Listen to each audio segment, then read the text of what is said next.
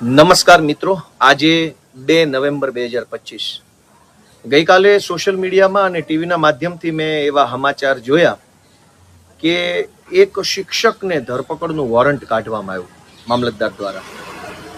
અને ધરપકડનું વોરંટ એટલે કાઢવામાં આવ્યું કે હમણાં ગુજરાતમાં SIR એટલે કે ખાસ સઘન સુધારણા, મતદાર યાદીની સુધારણાનો પ્રોગ્રામ લોન્ચ થયો છે. એટલે કે આખા ગુજરાતની મતદાર યાદીને સુધારવા માટેનો પ્રોગ્રામ હાથ ધરવામાં આવ્યો છે. અને આપણે ત્યાં સ્વાભાવિક રીતે મતદાર યાદીનું, બૂથ મેનેજમેન્ટનું અને ચૂંટણીનું મોટાભાગનું કામ શિક્ષકો સંભાળે છે. આમ તો આ ગુજરાતની ક્રૂર અને સંવેદના વિહીન સરકાર જે છે એણે શિક્ષકની ગરિમા ઘટાડવામાં કંઈ બાકી નથી રાખ્યું. મને યાદ છે જ્યારે હું નાનો હતો અને પ્રાથમિક શાળામાં ભણતો હતો, એ જમાનામાં ગામના શિક્ષક એટલે ગામનો સૌથી વજનદાર મોભી માણસ ગણાતા. ગામમાં ક્યાંક લગ્ન હોય તો ચાંદલો લખવા શિક્ષકને બેસાડતા. ગામની અંદર કઈ નાની મોટી ઘટના બની હોય તો લોકો શિક્ષકની સલાહ સૂચન લેતા. ગામની અંદર છોકરાઓ શું ભણવું, આગળ ક્યાં જવું, કયા શહેરમાં ભણવું, કઈ કોલેજ હોસ્ટેલમાં રહેવું, એ બધી જ સલાહ સૂચન શિક્ષકો પાસેથી લેતા. એટલે કે ગામડાની અંદર શિક્ષકનું એવડું મોટું મહત્વ હતું કે લોકો શિક્ષકનો આદર કરતા. અને વિદ્યાર્થીઓ જ નહીં, વિદ્યાર્થીના વાલીઓ, એના પરિવારજનો બધા જ શિક્ષકોનો અત્યંત આદર કરતા. અને મોટી મોટી ઉંમરના માણસો પણ પોતાના શિક્ષકોને યાદ કરતા. અને છોકરાઓ ભણીને જાય ત્યારે શિક્ષકોને એવી રીતે સન્માનિત કરતા કે આ મારા સાહેબ છે, આ અમને ભણાવતા હતા, આ સાહેબના ક્લાસરૂમમાં અમે ભણતા હતા, વગેરે વગેરે. પણ ગુજરાતની ભ્રષ્ટ, દુષ્ટ અને હલકી માનસિકતા ધરાવતી ભાજપની સરકારે ખાલી શિક્ષણનું જ નહીં, શિક્ષકોનું પણ નખોદ કાઢી નાખવામાં કંઈ બાકી નથી રાખ્યું. અને શિક્ષકની ગરિમા સમાજમાં ઘટાડવાની કોઈ કસર નથી છોડી.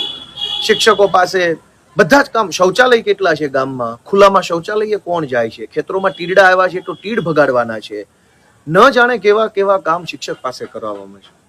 શિક્ષક એક સન્માનિત વ્યક્તિ હતા સમાજમાં, આજે રહેવા નથી દીધા. એ આપણા બધાનું દુર્ભાગ્ય છે. કેમ કે શિક્ષક તો માણસ ઘડતરનું કામ કરે છે. પણ મારે વાત કરવી છે જે પેલા શિક્ષક ઉપર વોરંટ કાઢ્યો એની.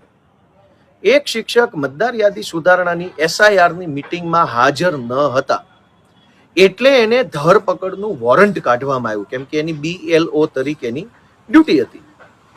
પણ એ BLO શા માટે ગેરહાજર છે એવું જાણવા માટે ભાજપની સરકાર પાસે 100 રસ્તાઓ હતા. કેમ કે સરકારને ખબર છે કે શિક્ષકનું વતન કયું, એનો પરિવાર ક્યાં રહે છે, એનું ઘર ક્યાં છે, કયો તાલુકો, કયો જિલ્લો, કયો ગામ, કયો ફ્લેટ, કઈ સોસાયટી. તો ધરપકડ વોરંટ કાઢવાના બદલે સરકાર એક ટેલિફોન કરીને સ્થાનિક પોલીસને કે સ્થાનિક મામલતદારને કે સ્થાનિક TDO કે સ્થાનિક જે કાંઈ વ્યવસ્થાના માણસો છે એને પેલા શિક્ષકના ઘરે મોકલી શક્યા હોત, એ જાણવા માટે કે શિક્ષક જે મતદાર યાદીની મીટિંગમાં નથી આવ્યો એ શા માટે નથી આવ્યો. એના પરિવારમાં કોઈ બીમાર છે, કંઈ બીજી તકલીફ છે, કોઈ કંઈ પરિવાર કંઈ લોન ભરે છે અને હપ્તાનું ટેન્શન છે, બાળકોને કંઈ તકલીફ છે, પરિવારમાં તકલીફ શું છે, કંઈ પણ વ્યાજબી વાત છે તો એને માફ કરી શકાય. એના બદલે ધરપકડ વોરંટ કાઢવામાં આવ્યું. પણ ધરપકડ વોરંટ કાઢ્યું એ વાત પૂરતી નથી. એના કરતાં મોટી વાત એ છે કે એ ધરપકડ વોરંટને ઈરાદાપૂર્વક, આયોજનબદ્ધ રીતે આખા ગુજરાતના WhatsAppમાં નાખવામાં આવ્યું. શું કામ? શિક્ષકોમાં એક ભયનો માહોલ ઉભો કરવા માટે કે જો આ કરી શકીએ અમે, તમે જો અમે કહીએ એમ નહીં કરો ને તો આ ધરપકડ વોરંટો નીકળશે ને જેલમાં જશો. એટલે કાયદેસર રીતે શિક્ષકોને થ્રેટ આપવા, ધમકાવવા, ડરાવવા માટે થઈને વોરંટ કાઢવામાં આવ્યું. એક શિક્ષક છે એની પાસેથી 100 કામ સરકારે લેવા છે, પણ શિક્ષકને જ્યારે કંઈક તકલીફ હોય, અગવડતા હોય, એને પગાર બાબતની વિસંગતતા હોય, બદલીને લઈને કોઈ પ્રશ્નો આવતા હોય, પ્રમોશનને લઈને કોઈ પ્રશ્નો હોય, એના ઉચ્ચતમ પગાર ધોરણ મેળવવા માટેના પ્રશ્નો હોય કે બીજા ત્રીજા પ્રશ્નો હોય, ત્યારે તો સરકારે નથી સાંભળવા. જ્યારે એની પાસેથી કામ કરાવવાનું હોય ત્યારે તો વોરંટ સુધી લઈ જવાની વાત આવી જાય છે કે કામ નહીં કરો તો વોરંટ નીકળશે. પણ સરકાર પોતાનું કામ નહીં કરે ત્યારે એનું વોરંટ કોણ કાઢશે? સરકાર જ્યારે શિક્ષકોની ગરિમા ઘટાડવાનું કામ કરશે, શિક્ષકો પાસે ભીડ ભેગી કરાવવાનું કામ કરે છે, શિક્ષકો પાસે રાજકીય તાઇફા કરાવવાનું કામ કરે છે, શિક્ષકોનું સમાજમાં સન્માન ઘટે, શિક્ષકોનું મહત્વ ઘટે, સમાજની નજરોમાંથી શિક્ષકોનું સ્થાન નીચે આવી જાય, એવા પ્રયત્નો જ્યારે ભાજપની સરકાર કરતી હોય ત્યારે ભાજપનું વોરંટ કોણ કાઢશે? હું તો ગુજરાતભરના સૌ શિક્ષકોને 2 હાથ જોડીને વિનંતી કરું છું કે ચાણક્યના વારસદારો ગણી શકાય ચાણક્યએ કીધું હતું, શિક્ષક ક્યારેય સાધારણ નથી હોતો. ભાજપની સરકાર સાધારણ બનાવી દેવાની કોશિશ કરે છે.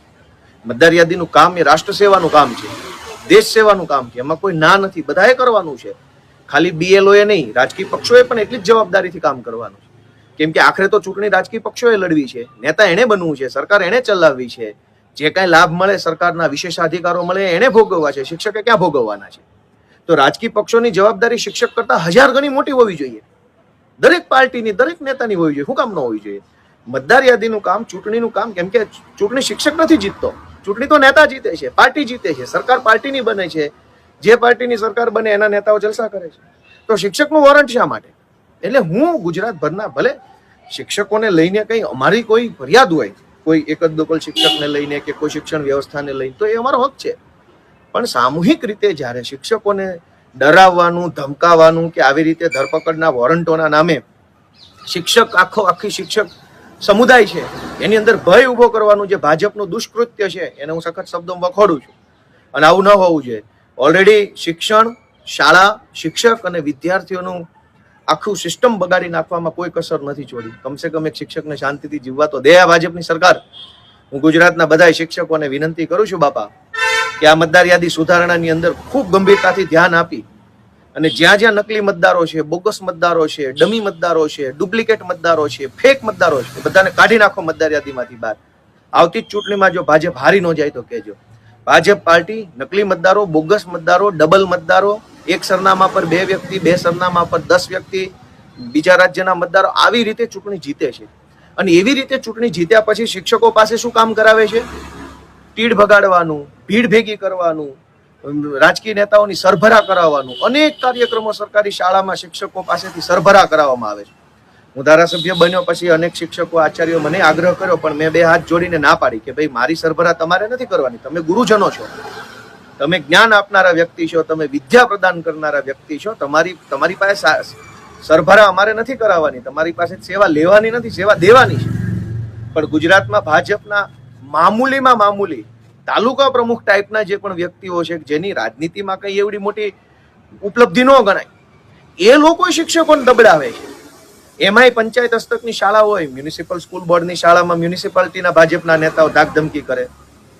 પંચાયત હસ્તકની શાળામાં ભાજપના હાવ લલ્લુ પંજુ જેવા માણસો આવીને શાળાના પ્રિન્સિપાલો, મહિલા શિક્ષકો એને ધાકધમકી કરી જાય. તો દોસ્તો, મારી બધા શિક્ષક મિત્રોને ગુજરાતના વિનંતી છે કે આ ધરપકડ વોરંટ કાઢનારાનું વોરંટ કાઢો. અને એ વોરંટ કાઢવું હોય તો તમે તમારી જે ફરજ છે BLO તરીકેની, એ ફરજ એવી નિષ્ઠાથી બજાવો, એવા દેશભાવનાથી બજાવો કે તમામ નકલી મતદારો, બોગસ મતદારો, ડમી મતદારો મતદાર યાદીમાંથી આઉટ થઈ જાય અને 2027ની ચૂંટણીમાં જ ભાજપનું બધો જ કડદો થઈ જવો જોઈએ.